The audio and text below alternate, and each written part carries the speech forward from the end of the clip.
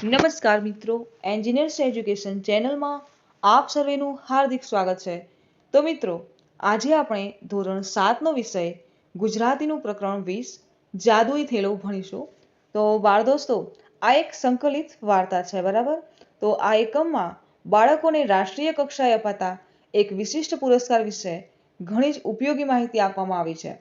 બાળકોમાં રહેલી જુદા જુદા પ્રકારની પ્રતિભાનું સન્માન દર વર્ષે રાષ્ટ્રીય કક્ષાએ થાય છે, એનો વિગતે પરિચય આ એકમમાં છે.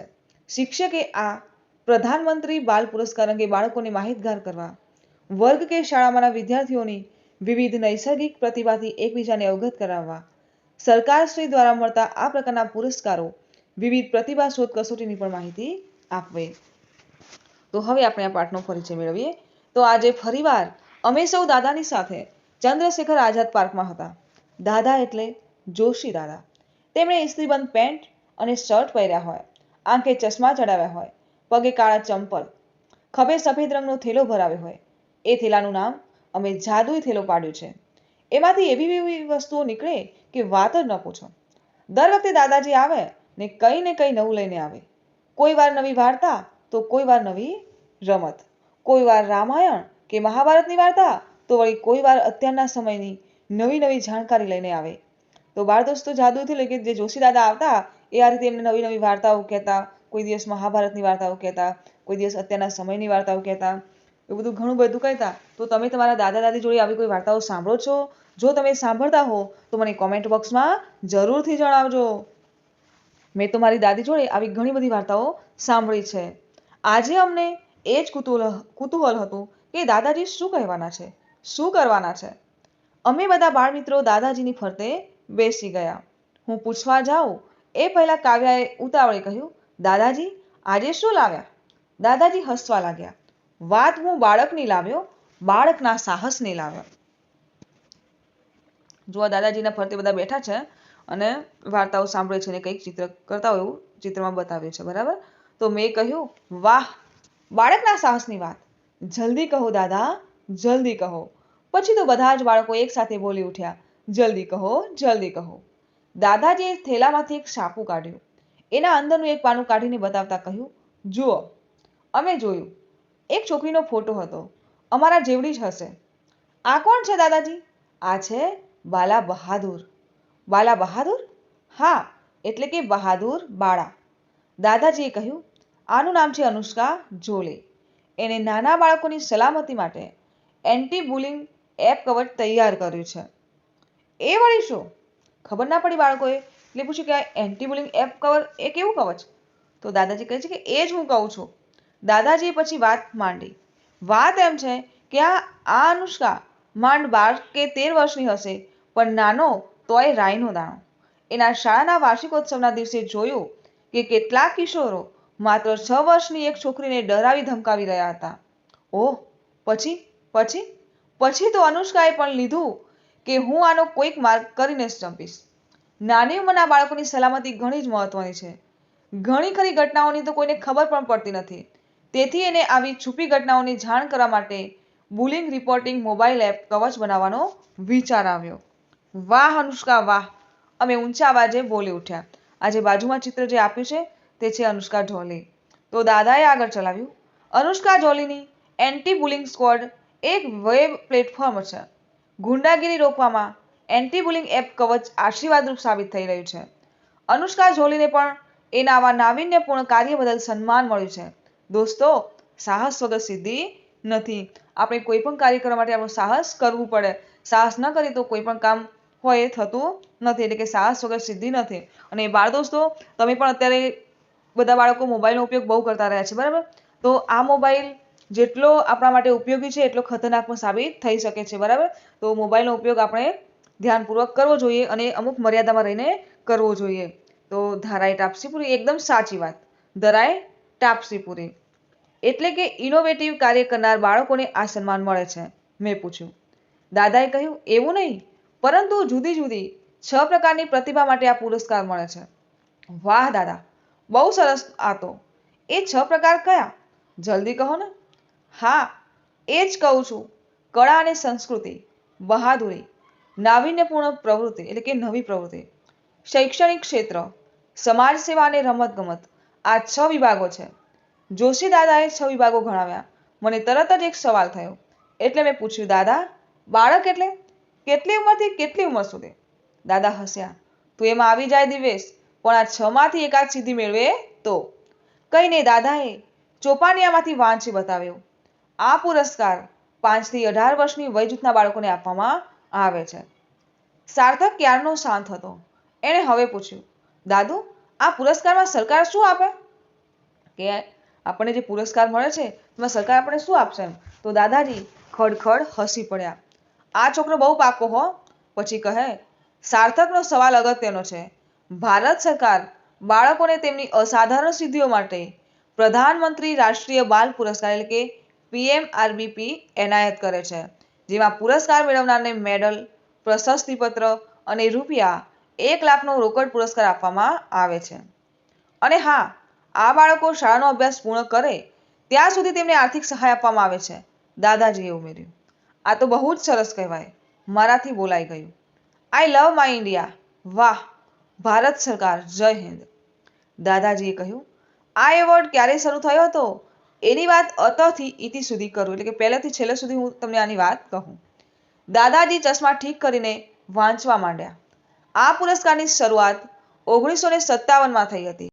Indian council for child welfare એટલે કે ICCW દ્વારા નેશનલ બ્રેવરી એવોર્ડનું આયોજન કરવામાં આવે છે. આ સન્માન માટે ઉચ્ચ સ્તરીય સમિતિની રચના કરવામાં આવે છે.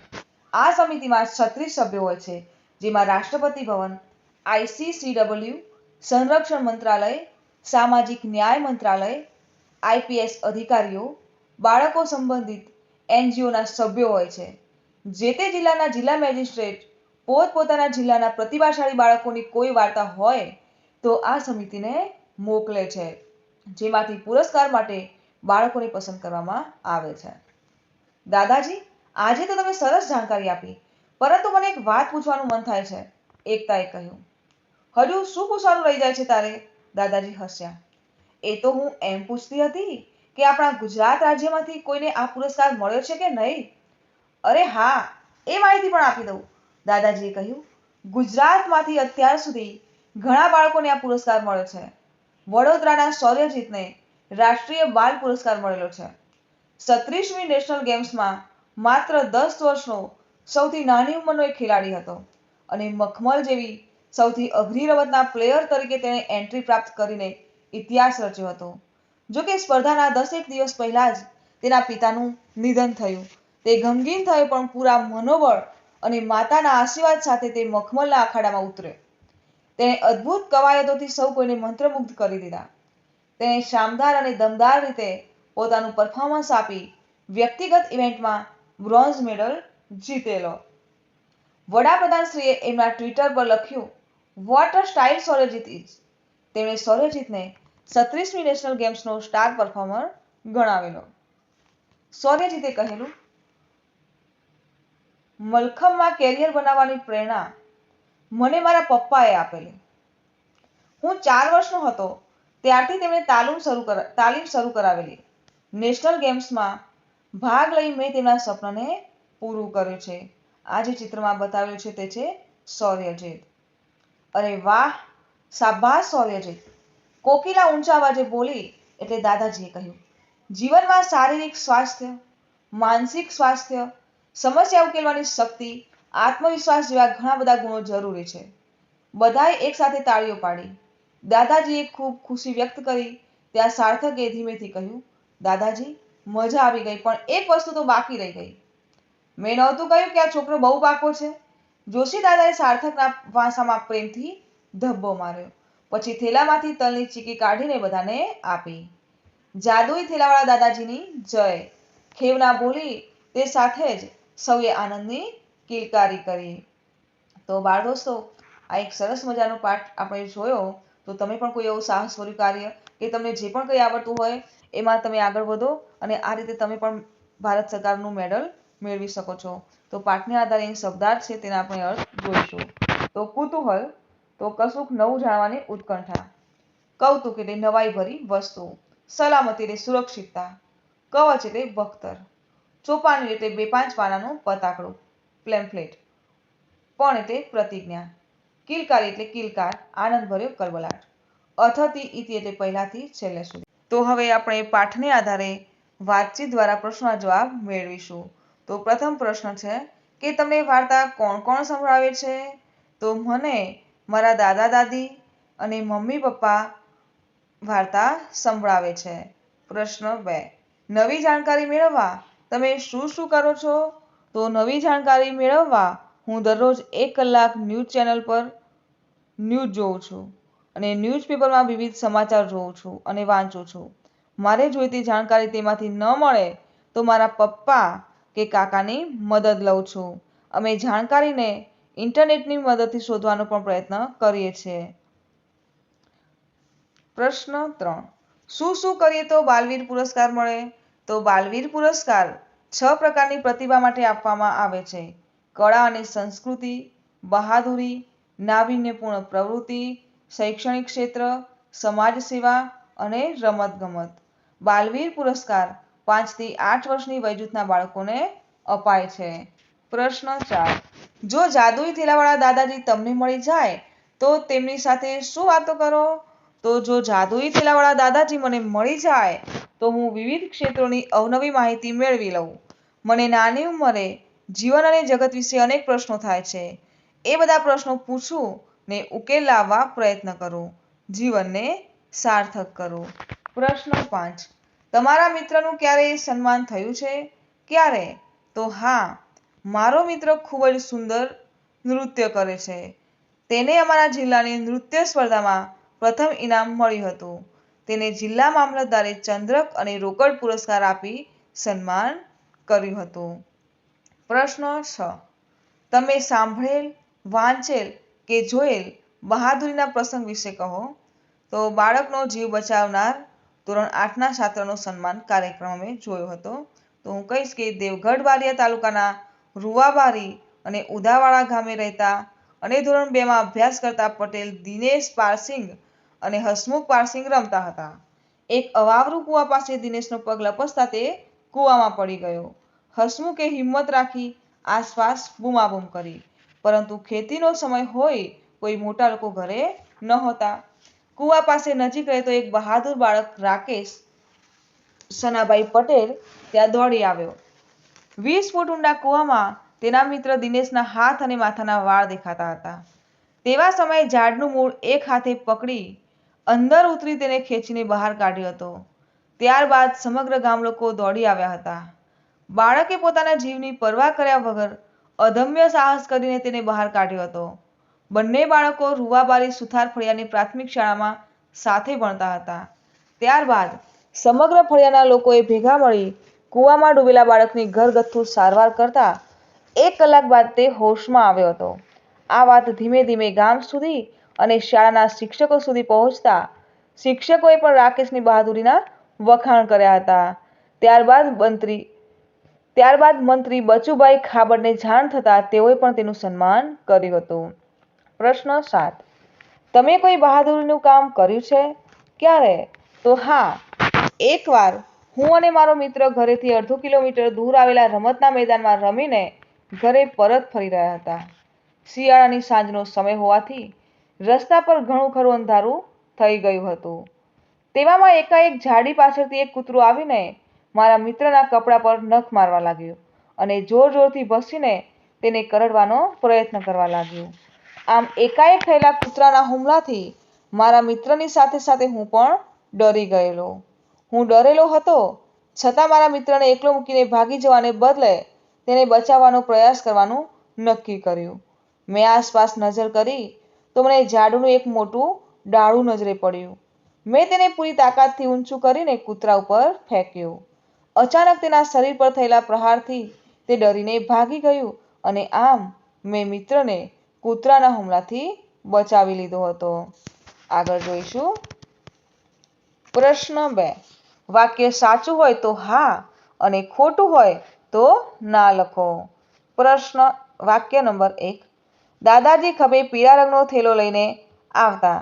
તો આ વાક્ય ખોટું છે, તો આપણે ના લખીશું. વાક્ય 2, દાદાજીએ થેલામાંથી વાર્તાનું પુસ્તક કાઢ્યું. તો આ વાક્ય પણ ખોટું છે, તો ના લખીશું. 3. દાદાજીએ બાળકના સાહસની વાતો કરી. તો આ વાક્ય સાચું છે તો હા લખીશું. 4. અનુષ્કાએ બાળકોની સુરક્ષા માટે ઉપયોગી એપ બનાવી. તો આ વાક્ય સાચું છે તો હા લખીશું. 5. શૌર્યજીતે બોક્સિંગમાં નામ રોશન કર્યું. તો આ વાક્ય ખોટું છે તો ના લખીશું. આગળ જોઈશું. પ્રશ્ન 3. ફકરામાં વાક્યો આડાઅવળા થઈ ગયા છે. વાક્યોને પાઠના ઘટનાક્રમ મુજબ ગોઠવી ફકરો ફરીથી લખો. તો સૌપ્રથમ આપણે ફકરાનું વાંચન કરીશું અને ત્યારબાદ ઘટનાક્રમ મુજબ ફકરાને ગોઠવીને ફરીથી લખીશું. તો દાદાજીએ અનુષ્કા જોલી વિશે વિગતે માહિતી આપી. છોકરાને ભારે કુતૂહલ થયું કે દાદાજી આજે નવું શું લઈ આવ્યા હશે. દાદાજી પાર્કમાં આવ્યા. દાદાજીએ બાલવીર પુરસ્કાર વિશે વધુ માહિતી આપી. થેલામાંથી તલની ચીકી કાઢીને બધાને આપી. દાદાજીએ થેલામાંથી એક છાપું કાઢ્યું. એમનો જાદુઈ થેલો ખોલ્યો. દાદાજીએ શૌર્યજીત વિશે વાત કરી. તો હવે આપણે પાઠના ઘટનાક્રમ મુજબ વાક્યો લખીશું. તો આવશે પ્રથમ કે દાદાજી પાર્કમાં આવ્યા. છોકરાઓને ભારે કુતૂહલ થયું કે દાદાજી આજે નવું શું લઈને આવ્યા હશે. એમનો જાદુઈ થેલો ખોલ્યો. દાદાજીએ થેલામાંથી એક છાપું કાઢ્યું. દાદાજીએ અનુષ્કા જોલી વિશે વિગતે માહિતી આપી. દાદાજીએ બાલવીર પુરસ્કાર વિશે વધુ માહિતી આપી. દાદાજીએ શૌર્યજીત વિશે વાત કરી. થેલામાંથી તલની ચીકી કાઢીને બધાને આપી. તો આ રીતે આપણે પાઠના ઘટનાક્રમ મુજબ વાક્યોને લખવાના છે. બરાબર. આગળ જોઈશું. પ્રશ્ન 4. આપેલ શબ્દ શતરંજમાં ક્રિકેટરોને ઓળખો અને લખો. તો જુઓ, આ બાજુમાં તમારે નામ લખવાના છે અને કોષ્ટકમાંથી તે ગોતવાના છે. તો આપણે લખતા જઈશું અને ગોતતા જઈશું. તો પ્રથમ લખીશું કે શ્રેયસ અય્યર, પછી છે વિનોદ કાંબલી, હાર્દિક, સચિન, ગાંગુલી, શુભમન, રોહિત શર્મા અને વિરાટ કોહલી. તો આ પ્રમાણે તમારે કોષ્ટકમાં પણ દર્શાવવાના છે અને બાજુમાં આ પ્રમાણે લખવાના છે. આગળ જોઈએ. પ્રશ્ન 5. રેખાંકિત કરેલા શબ્દોનો ઉપયોગ કરી નવું વાક્ય બનાવો. તો પ્રથમ વાક્ય છે કે મને સોમવારે જ બોલાવ્યો, નહીતર મંગળવારે તો હું જવાનો જ હતો. તો રેખાંકિત કરેલ શબ્દનો ઉપયોગ કરી આપણે વાક્ય બનાવીશું કે મને પપ્પાએ સમયસર પકડી લીધો, નહીતર હું ખાડામાં પડી ગયો હોત. વાક્ય 2. જ્યારે મેં ચિત્ર દોરવાનું શરૂ કર્યું ત્યારે મારી ઉંમર 8 વર્ષની હતી. તો જ્યારે અને ત્યારેથી આપણે વાક્ય બનાવીએ કે જ્યારે મમ્મીએ કોયડો સમજાવ્યો ત્યારે મને તરત જ સમજાઈ ગયો. ત્રીજું વાક્ય છે વરસાદ ખૂબ જ હતો, છતાં પણ અમે શાળામાં રજા ન પાડી. તો છતાં પણ ઉપરથી વાક્ય બનાવીએ કે બ્રિજેશ 3 દિવસથી ભૂખ્યો હતો, છતાં પણ તેને દુકાનમાંથી ચોરી ન કરી. વાક્ય 4. મારી પતંગ કપાઈ ગઈ તો પણ, હવે વાક્ય આપણે આગળ વધારવાનું છે. તો પણ મેં પતંગ ચગાવવાની ચાલુ રાખી. હવે તો પણથી આપણે નવું વાક્ય બનાવવાનું છે. તો બનાવીશું કે દોડની સ્પર્ધામાં હું ચાલુ સ્પર્ધાએ પડી ગયો, તો પણ મેં હિંમત હાર્યા વગર દોડવાનું ચાલુ રાખ્યું. વાક્ય નંબર 5. રિસેસ પૂરી થઈ ગઈ ત્યારબાદ બધા વર્ગમાં ગયા. હવે ત્યારબાદ ઉપરથી વાક્ય બનાવીએ તો અમે બધાએ જમી લીધું, ત્યારબાદ બધાએ આઈસ્ક્રીમ ખાધી. બરાબર. આગળ જોઈશું. પ્રશ્ન 6. વાત જ ન પૂછો શબ્દ સમૂહનો ઉપયોગ કરી બીજા વાક્યો બનાવો. તો ઉદાહરણ છે કે એમાંથી એવી વસ્તુઓ નીકળે કે વાત જ ન પૂછો. તો આ શબ્દ સમૂહનો ઉપયોગ કરી વાક્ય બનાવવાનું છે. તો આપણે વાક્ય બનાવીએ કે મારા વર્ગ શિક્ષક એવું સરસ ભણાવે છે કે વાત જ ન પૂછો. બીજું વાક્ય મારા નાની એટલા સરસ ભજનો ગાય છે કે વાત જ ન પૂછો. ત્રીજું મારા મમ્મી એટલી સરસ રસોઈ બનાવે છે કે વાત જ ન પૂછો. અને વાક્ય 4 બનાવીએ કે મારા મામા ચેસ રમવામાં એટલા હોશિયાર છે કે વાત જ ન પૂછો. આગળ જોઈશું. પ્રશ્ન 7. પ્રશ્નોના જવાબ લખો. પ્રશ્ન 1. તમને ક્યારે કુતૂહલ થાય છે? તો જ્યારે મેં વિચાર્યું ન હોય તેવી ઘટના બને, કંઈ અસાધારણ થાય, ત્યારે મને તેના વિશે વધુ જાણવાનું કુતૂહલ થાય છે. કોઈ નવીન પદાર્થ, નવીન પરિસ્થિતિ થાય કે કશાકમાં નવીનતા લાગે તો મને જાણવા, જોવા, તપાસવા કુતૂહલ થાય છે. ને જ્યાં સુધી તપાસ પૂરી ન થાય ત્યાં સુધી અજંપો, ઉશ્કેરાટ અનુભવાય છે. પ્રશ્ન 2. દાદા છાપું લઈને કેમ આવ્યા હશે? તો દાદા બાળકોને બહાદુર બાળા એવી અનુષ્કા જોલી અને તેની નાના બાળકોની સલામતી માટે બનાવેલી એન્ટી બુલિંગ મોબાઈલ એપ વિશે માહિતી આપવા માંગતા હશે, તેથી તેઓ તેમના થેલામાં સાપુ લઈને આવ્યા હશે. પ્રશ્ન 3. કઈ કઈ પ્રતિભા માટે ભારત સરકાર બાળકોનું સન્માન કરે છે? તો ભારત સરકાર કળા અને સંસ્કૃતિ, બહાદુરી, નાવીન્યપૂર્ણ પ્રવૃત્તિ, શૈક્ષણિક ક્ષેત્ર, સમાજ સેવા, રમત-ગમત આ 6 પ્રકારના વિભાગોમાં અસાધારણ સિદ્ધિઓ માટે બાળકોનું સન્માન કરે છે. પ્રશ્ન 4. બાલ પુરસ્કાર મેળવનારને શું શું આપી સન્માનિત કરવામાં આવે છે? તો પ્રધાનમંત્રી રાષ્ટ્રીય બાલ પુરસ્કાર PMRBP મેળવનારને મેડલ, પ્રશસ્તિપત્ર અને ₹1,00,000નો રોકડ પુરસ્કાર આપવામાં આવે છે. આ ઉપરાંત બાળક શાળાનો અભ્યાસ પૂર્ણ કરે ત્યાં સુધી તેને આર્થિક સહાય આપવામાં આવે છે. પ્રશ્ન 5. બાલવીર પુરસ્કાર વિજેતા બાળકો વિશેની માહિતી મેળવવા તમે શું કરશો? તો બાલવીર પુરસ્કાર વિજેતા બાળકો વિશેની માહિતી આપણને સમાચાર પત્ર, ન્યૂઝ ચેનલ અથવા ઇન્ટરનેટની મદદથી મળે છે. આ માહિતી આપણે ભારત સરકારની મહિલા અને બાળ વિકાસ વિભાગની વેબસાઇટ પર જઈને પણ મેળવી શકીએ છીએ. પ્રશ્ન 6. અનુષ્કા જોલીએ વિકસાવેલી એપ શી રીતે ઉપયોગી છે? તો અનુષ્કા જોલીએ વિકસાવેલી anti bullying reporting mobile app એ બાળકોની સલામતી માટે ઘણી જ મહત્વની છે. તેમની સાથે ઘટેલી ઘણી ખરી ઘટનાઓની કોઈને ખબર પણ પડતી નથી. આથી આવી છુપી ઘટનાઓની જાણ થાય એ માટે એન્ટી બુલિંગ સ્ક્વોડ એક વેબ પ્લેટફોર્મ છે. ગુંડાગીરી રોકવામાં એન્ટી બુલિંગ એપ કવચ આશીર્વાદરૂપ સાબિત થઈ રહ્યું છે. પ્રશ્ન 7. શૌર્યજીતની સિદ્ધિની શી વિશેષતા હતી? તો શૌર્યજીત 36મી નેશનલ ગેમ્સમાં માત્ર 10 વર્ષનો સૌથી નાની ઉંમરનો ખેલાડી હતો. તેણે મલખંભ જેવી સૌથી અઘરી રમતના ખેલાડી તરીકે એન્ટ્રી લઈને ઇતિહાસ રચ્યો હતો. જોકે સ્પર્ધાના 10 દિવસ પહેલા તેના પિતાનું નિધન થવાથી તે ગમગીન થયો, પણ પૂરા મનોબળ અને માતાના આશીર્વાદથી તેણે મલખંભના અખાડામાં અદ્ભુત કવાયતોથી સૌને મંત્રમુગ્ધ કરી દીધા. તેણે તેના શાનદાર અને દમદાર પરફોર્મન્સના આધારે વ્યક્તિગત ઇવેન્ટમાં બ્રોન્ઝ મેડલ જીત્યો હતો. આમ સૌથી નાની ઉંમરમાં અને પરિવારમાં દુઃખનો પ્રસંગ હોવા છતાં શૌર્યજીતે કરેલા પરફોર્મન્સને આધારે વડાપ્રધાનશ્રીએ તેને 36મી નેશનલ ગેમ્સનો સ્ટાર પરફોર્મર ગણાવ્યો હતો. આગળ જોઈશું. પ્રશ્ન 8. તમારે સન્માન થયેલા બાળકનો ઇન્ટરવ્યૂ લેવાનો હોય તો કેવા કેવા પ્રશ્નો પૂછો? પ્રશ્નો બનાવો. તો સન્માન થયેલા બાળકનો ઇન્ટરવ્યૂ લેવાનો હોય તો હું આ પ્રમાણેના પ્રશ્નો પૂછું કે આવી ડર લાગે તેવી પરિસ્થિતિમાં તમે હિંમત ક્યાંથી લાવ્યા? બીજો પ્રશ્ન પૂછું કે તમે નાનપણથી જ આટલા બહાદુર છો? ત્રીજો પ્રશ્ન પૂછું કે તમે અન્ય બાળકોને શું સંદેશો આપશો કે જેથી તેઓ પણ સાહસ કરવા પ્રેરાય? પ્રશ્ન 4 પૂછું કે તમે તમારી આ ઉપલબ્ધિનું શ્રેય કોને આપો છો? અને પાંચમો પ્રશ્ન પૂછું કે તમારા મમ્મી કહેતા હતા કે તમે મોટા થઈને પોલીસમાં જોડાવા માંગો છો, શું એ વાત સાચી છે?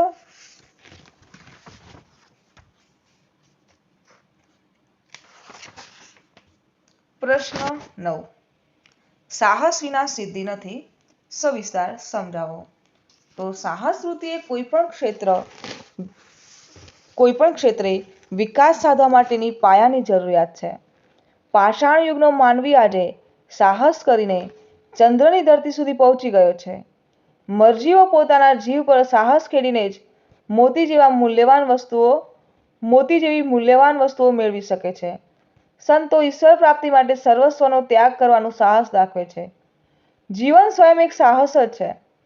બાળક ઘૂંટણિયા ભરતા શીખે, ક્રમશઃ ચાલતા અને પછી સડસડાટ દોડતા શીખે, પછી સાયકલ, સ્કૂટર, કાર ચલાવતા શીખવામાં આમ દરેક તબક્કે સાહસ કરવું જ પડે છે.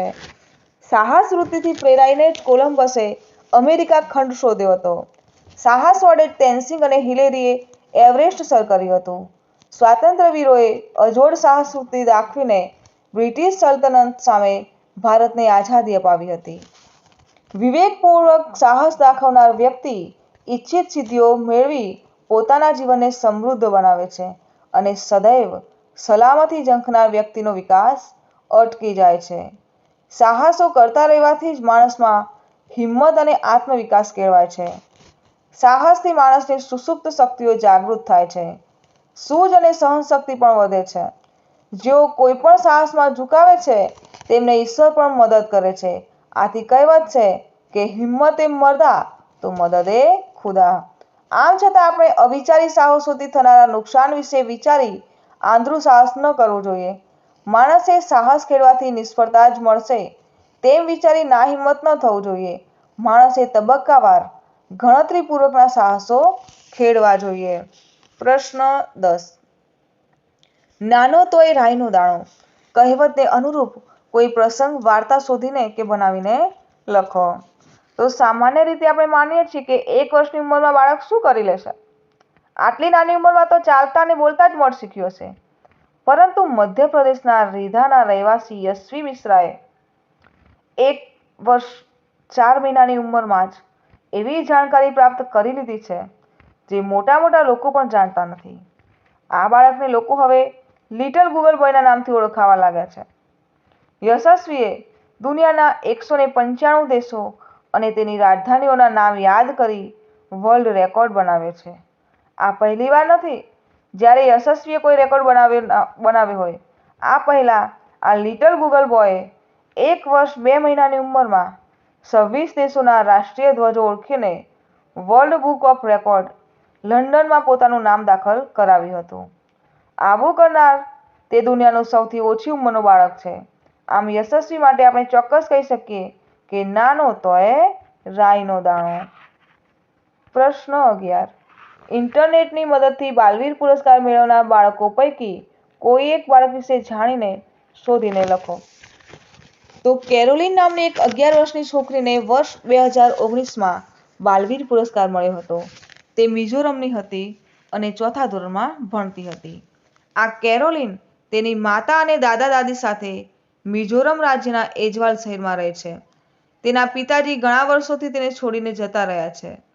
તેની માતા ઘેર ઘેર શાકભાજી વેચવાનો ધંધો કરે છે. તેના પિતાના ગયા પછી તેને પ્રાઇવેટ શાળામાંથી મ્યુનિસિપલ શાળામાં મૂકવી પડી. એક વખત કેરોલિન પોતાના ઘર પાસે સાંજે રમતના મેદાનમાં રમી રહી હતી. રોજના મિત્રો ઉપરાંત એક નાની છોકરી પણ રમતમાં સાથે રમતી હતી. એ દિવસે તેનું ખાસ ધ્યાન ન ગયું, પરંતુ બીજે દિવસે જ્યારે પોલીસ આવી અને તેણે રમતા છોકરાને આ છોકરીની તસવીર બતાવી અને હકીકત જણાવી કે આ નાનકડી બાળકી પાસેના ગામમાં રહે છે અને તેનું અપહરણ થયું છે. કેરોલિને તસવીર જોઈ તેને તે છોકરી યાદ આવી. તેણે ગભરાયા વગર પોલીસને જણાવ્યું કે આ છોકરી અમારા સાથે રમવા આવી હતી. એ આ વિસ્તારમાં જ રહે છે. પોલીસે પોલીસ સ્ટેશનનો નંબર આપ્યો. માહિતી મળે તો તાત્કાલિક સંપર્ક કરવા જણાવ્યું તેમજ કેરોલિનના ઘરે એક હોમગાર્ડ મૂક્યો. બીજા દિવસે કેરોલિને એક જુવાન સ્ત્રીની આંગળી પકડીને તે બાળકીને ચાલતા જોઈ. બાળકી જાણે આંગળી છોડાવવાનો પ્રયાસ કરી રહી હોય તેમ કેરોલિનને લાગ્યું. કેરોલિન તે બંને જણની પાસે ગઈ. આ સ્ત્રીનું નામ ફેની હતું. ફેનીએ કેરોલિનને કહ્યું કે તેઓ પાડોશમાં રહેવા આવ્યા છે ને બાજુમાં કામ કરતા મજૂરોના પૈસાની ઉઘરાણી કરવાનું કામ કરે છે.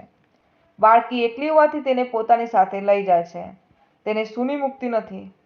કેરોલિને તે નાની બાળકીને સાચવશે તેવો પ્રસ્તાવ મૂક્યો. ફેની આનાકાનીને રકઝક કરવા લાગી. કેરોલિન બાળકીને સાચવવાનો આગ્રહ કરવા લાગી અને આ રકઝક દરમિયાન ફેનીની આંગળીથી બાળકીની આંગળી છૂટી ગઈ અને આ તકનો લાભ લઈ કેરોલિને ઝપટ મારીને બાળકીને ઉંચકી લીધી અને ઝડપથી પોતાના ઘર તરફ દોડવા માંડી. ફેની 1 મિનિટ ગૂંચવાઈ ગઈ. બૂમો પાડવા લાગી. બાળકીને લઈ જતા રોકવા પ્રયત્ન કર્યો. કેરોલિનને પથરા માર્યા જેથી તે રોકાઈ જાય ને પોતાના હાથમાંથી છૂટી ગયેલો શિકાર પાછો મળે. પરંતુ કેરોલિન ઝડપથી દોડીને છોકરીને લઈને પોતાના ઘરે પહોંચી ગઈ. તેના દાદા અને હોમગાર્ડ તૈયાર જ હતા. છોકરીને ઘરમાં મૂકી ફેનીને પકડવા દોડ્યા અને તેને પકડી પાડી. તેની સાથે ફેનીની આખી ટોળકી પકડાઈ ગઈ. પછી તો અપહરણ થયેલા અનેક બાળકોનો ખ્યાલ આવ્યો ને તે લોકો પણ બચી ગયા. કેરોલિનને એની બહાદુરી માટે એ વર્ષની 26મી જાન્યુઆરીએ 20,000 રૂપિયા ને મેડલ એવોર્ડ રૂપે મળ્યા હતા. કેરોલિને તેમાંથી અડધા રૂપિયા બાળકીને આપ્યા. દિલ્હી બજારમાંથી તેને માટે થોડા કપડાં અને ચાંદીનો હાર ખરીદ્યા. રાષ્ટ્રીય એવોર્ડ ઉપરાંત કેરોલિનને ઘણા એવોર્ડો મળ્યા છે. તો મિત્રો, જો આપને મારો આ વિડીયો ગમ્યો હોય તો વિડીયોને લાઈક કરો, શેર કરો અને મારી ચેનલ એન્જિનિયર્સ એજ્યુકેશનમાં જો આપ નવા હો અને હજુ સુધી મારી ચેનલને સબસ્ક્રાઈબ ના કરી હો તો મારી ચેનલને સબસ્ક્રાઈબ કરો અને જોતા રહો એન્જિનિયર્સ એજ્યુકેશન ચેનલના નવા વિડીયો. મારો વિડીયો સંપૂર્ણ જોવા બદલ આપ સૌનો આભાર.